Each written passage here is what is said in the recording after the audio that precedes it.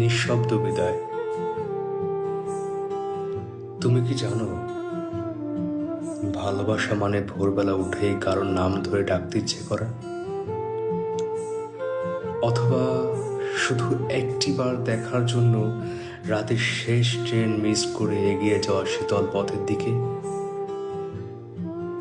তুমি কি জানো, হারানোর ভয় কেমন করে বুকের ভেতর অদ্ভুত একটা শব্দ তোলে?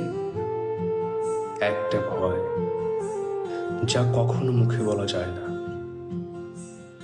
আমি ভয় পাই তুমি হয়তো একদিন বলবে, আর নয়, আর ভালোবাসা নয়, শুধু একটা পরিচিত নাম হয়ে যাবে তুমি, পুরনো খাতার পাতায় লেখা একটি তারিখের মতো।